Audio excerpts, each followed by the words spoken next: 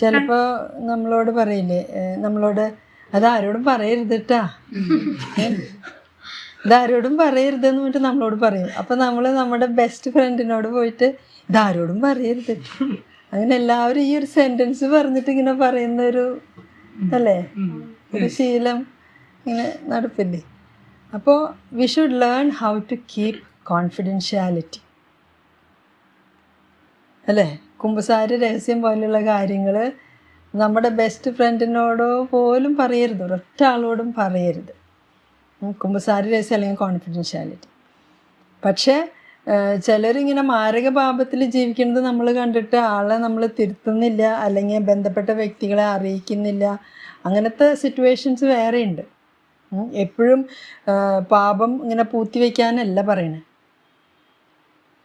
പാപം എന്തായാലും will be brought out, ഇന്നല്ലെങ്കിൽ നാളെ. സത്യം എന്തായാലും പുറത്ത് വരും. അപ്പോൾ ഓരോ സിറ്റുവേഷൻ ഈസ് ഡിഫറെൻറ്റ്. അപ്പോൾ ഇവിടെ നമുക്ക് ജനറൽ സ്റ്റേറ്റ്മെൻറ്റ്സ് ഇങ്ങനെ വരുത്താൻ പറ്റില്ല. ഓരോ സിറ്റുവേഷൻ എടുത്തിട്ട് അവിടെ എങ്ങനെയാണെന്നുള്ളത് വിവേചിക്കണം. അതിനാണ് സത്യാത്മാവ് നിങ്ങളെ സത്യത്തിൻ്റെ പൂർണ്ണതയിലേക്ക് നയിക്കും. Rain the holy ruach, Lord. പരിശുദ്ധ റുഹ വാഴട്ടെ. ഏതമ്മേ ഓക്കെ പാട്.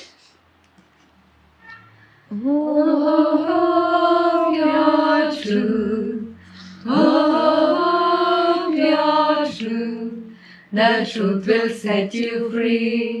The truth will set you free. Oh, pure truth. Oh, pure truth. The truth will set you free. The truth will set you free.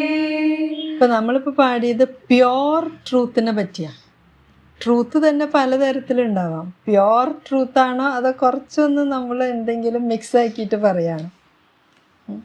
ദുഷ്ടാരൂപികളടക്കം ചിലപ്പോൾ അർദ്ധസത്യങ്ങൾ പറഞ്ഞു എന്നിരിക്കും, ഫുള്ള് നുണയാവണമെന്നില്ല. അപ്പം നമ്മളെ വഴി തെറ്റിക്കാൻ എന്തൊക്കെ വേണ്ട അതൊക്കെ ചെയ്യലാണ് ദുഷ്ടാരൂപികളുടെ പണി.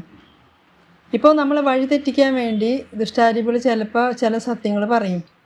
അപ്പോൾ നമ്മൾ വിചാരിക്കും ഈ സ്വരം സത്യമാണല്ലോ പറയണേ, എന്നിട്ട് പിന്നെ മിസ്ലീഡ് ചെയ്യും.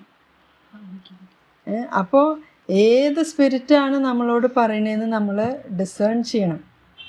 എല്ലാ ആത്മാക്കളെയും വിശ്വസിക്കരുത്, എല്ലാ ആത്മാക്കളെയും വിവേചിക്കണം എന്നൊക്കെ പറയുന്നുണ്ട്. അപ്പം എത്രമാത്രം അത്യാവശ്യമാണ് നമുക്ക് പരിശുദ്ധ റൂഹ, സത്യ റൂഹ എത്രമാത്രം അത്യാവശ്യമാണ്. യു